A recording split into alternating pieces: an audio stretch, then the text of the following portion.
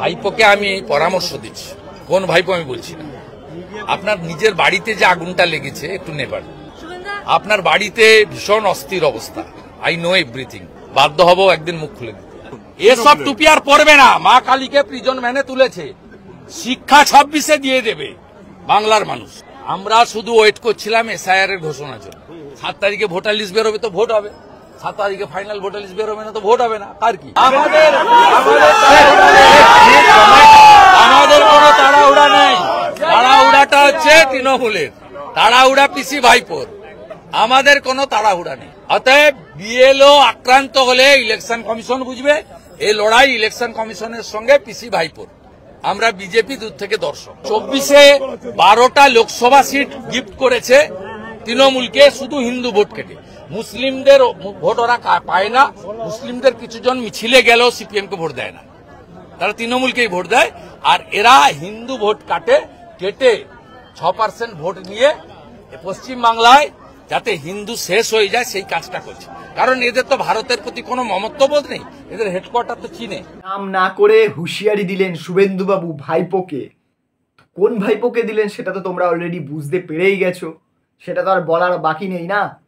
তো তোমরা যদি বুঝতে পেরে গিয়ে থাকো তাহলে নামটা কমেন্টে লিখে দিয়েও কোন ভাইপোর কথা বলতে চেয়েছেন। হ্যাঁ, আর যারা নামটা জানতে পারোনি, এখনো পর্যন্ত বুঝতে পারোনি কে, তারাও কমেন্টে গিয়ে দেখে আসো। কোনো না কোনো ফ্রেন্ড বলেই দিয়েছে, আমার কোনো না কোনো ভিউয়ার্সরা বলেই দিয়েছে নামটা। আশা করি তোমরা বুঝে গেছো।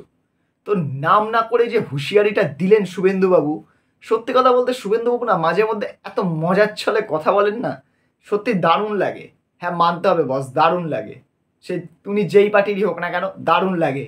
সত্যি কথা বলতে উনি এমন মিষ্টি কথায় মারতে পারেন, ওই যে একটা কথা আছে না আমাদের, মিষ্টি কথায় জুতোর বাড়ি, ওই রকম টাইপের কথাবার্তা। কি বলছে নাকি, ভাইপোকে আগে নিজের বাড়ি সামলাতে বলো, নালে আমি একদিন মুখ খুলবো, একদিন বাধ্য হব মুখ খুলতে।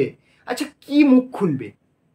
তোমাদের কি কোনো আইডিয়া আছে কি গোপন রহস্য ফাঁস করতে চায় এই শুভেন্দু অধিকারী ভাইপোর নামে? শুভেন্দু অধিকারী ভাইপোর নামে কি ফাঁস করতে চায়? এমন কি গোপন রহস্য এখনো পর্যন্ত শুভেন্দুবাবু উন্মোচন করেননি? এখনো পর্যন্ত কোন বাকি আছে গোপন রহস্য ফাঁস করা? তোমরা কি জানো? তোমরা কি জানো কি রহস্য ফাঁস করতে চান শুভেন্দুবাবু? আমি তো বুঝতে পারছি না। এটা তো একটা নতুন গন্ধ পেলাম, রহস্যের নতুন রহস্যের গন্ধ পাচ্ছি। আবার শুভেন্দুবাবু নিশ্চয়ই কোনো একটা ভাইপোর নামে কিছু নিয়ে আসবে। কি বলছেন কি বাড়িতে অশান্তি চলছে ভাইপোর, আগে ওইটাকে সামলাও, এরকম উদ্দেশ্য নিয়ে কথা বললো। তো কেউ যদি জেনে থাকো এই গোপন রহস্যটা কি, তাহলে আমাকে জানাও কমেন্টে, জানিও। আর কি গোপন রহস্য যেটা বাকি আছে শুভেন্দুবাবু তৃণমূল থেকে বিজেপিতে যাওয়ার পরেও এখনো পর্যন্ত লিক করেননি, তো সেটা আশা করি দেখতে পাবেন তোমরাও, কেননা বলেছে যখন দেখাবেই খুব শিগগিরই এটা।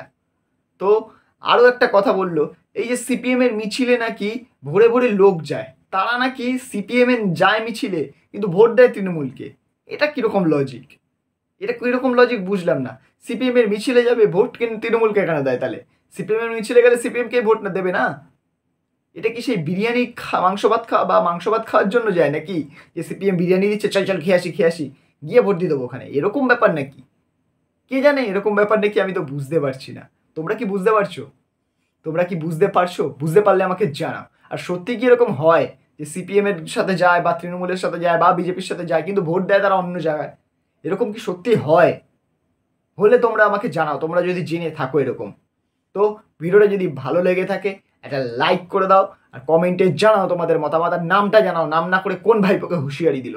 তো দেখা হচ্ছে পরের ভিডিওতে। চ্যানেলটাকে সাবস্ক্রাইব করে যেও, পাশের নোটিফিকেশন বেলটা টং করে বাজিয়ে দিও। টাটা।